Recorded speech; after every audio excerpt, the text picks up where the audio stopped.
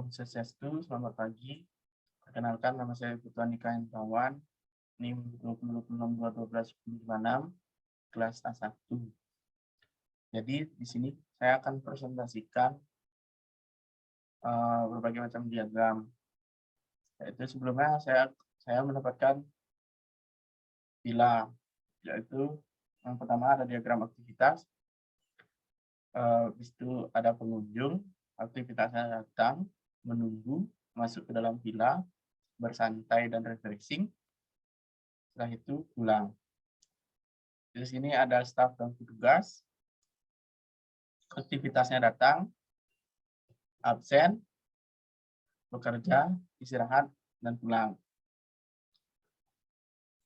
Selanjutnya ada bubble diagram.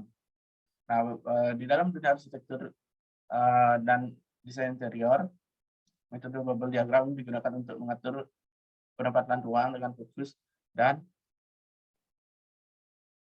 hubungan ruang. Bubble diagram memiliki peran penting karena fase selanjutnya dari proses desain diagram. Pada bubble diagram, pada dasarnya, bubble diagram memberikan informasi tentang ruang pada bangunan ini, yaitu ada pintu masuk,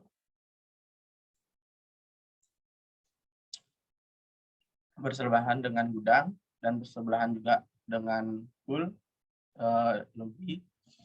Habis itu lobby mudah dijangkau ke living room dan mudah dijangkau juga ke pantry. Dari living room berdekatan ke dining room, dari dining room berdekatan ke toilet, sedangkan dari pantry berdekatan ke master bedroom.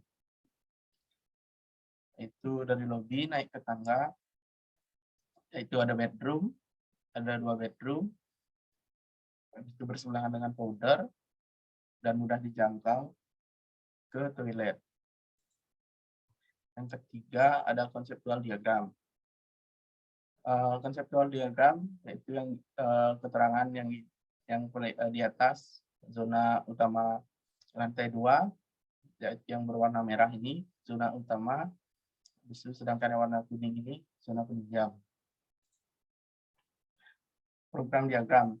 Program diagram arsitektur adalah gambaran yang digunakan dalam bidang arsitektur untuk menerapkan konsep yang akan direlasikan ke dalam rancangan bangunan. Diagram ini muncul pada tata letak bangunan dalam hal progres penempatan ruang yang akan digunakan memvisualisasikan pada bagian program berhubungan dengan bentuk bangunan. Diagram dapat digambarkan dengan cara berbeda seperti skema dasar gambar 3 dimensi, modeling, atau sketsa. Selanjutnya ada diagram struktur. Struktur bangunan ada bagian-bagian dari sebuah bangunan yang membentuk bangunan tersebut. Bagian struktur bangunan tersebut mulai dari fondasi, balok, kerangka, dan lain-lainnya. Di sini ada fondasi, memakai fondasi flat. Habis itu ada kolom baja dengan ukuran 30-30. Sedangkan di lantai 2 ada kolom baja juga dengan ukuran 30x30. Yang di atas ada dak beton, dan untuk atap saya pakai kerangka atap baja. Selanjutnya ada diagram aksonometri.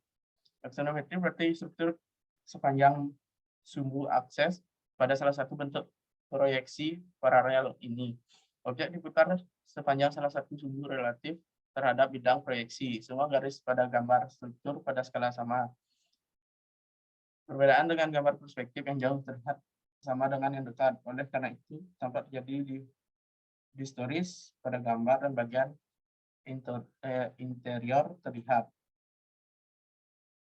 Yang di bawah ada, yaitu ada diagram aksonometri, ada substruktur, super, dan upper. Diagram aktivitas. Pengertian sirkulasi dalam Dictionary of Architecture and Construction, Trilly Harris 1975 adalah suatu pola lalu lintas atau pergerakan yang ada dalam suatu area atau di dalam bangunan. Suatu pola pergerakan memberikan keluasan pertimbangan ekonomis dan fungsional dalam pola lalu lintas.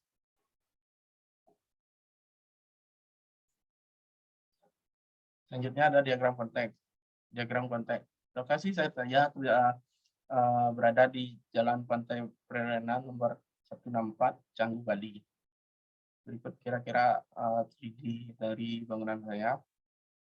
Yaitu matahari terbit dari timur dan terbenam di barat. Dan juga akan ada penambahan tumbuhan seperti perdu dan lain-lain, dan ada juga finishing di bagian depan dari bangunan ini. Plan diagram. Pengunjung normal berada di garase, pool, dan gazebo. Staf pegawai sering terjadi di living room, master bedroom, di kamar mandi, dan di kitchen. Selanjutnya ada diagram skala. Skala dalam desain arsitektur merupakan perbandingan dari ruangan atau bangunan dengan lingkungan atau elemen arsitektur lainnya. Dalam ilmu arsitek setidaknya terdapat 3 jenis prinsip skala. Salah satunya adalah sebagai berikut. Skala inti menggunakan prinsip yang dapat menimbulkan kesan lebih kecil dan besarnya yang sesungguhnya. Skala intim dapat diperoleh melalui pemakaian ornamen yang lebih besar dari ukuran standar. Skala intim juga dapat diperoleh melalui pertimbangan cahaya. Berikut adalah contohnya. Saya memakai master bedroom. Dan terakhir ada geometri diagram. Geometri diagram pada bagian bawah terdiri dari bentuk geometri persegi dan persegi panjang.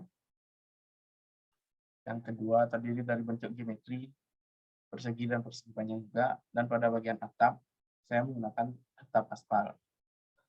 Sekian dari presentasi saya. Jika ada salah kata mohon dimaafkan.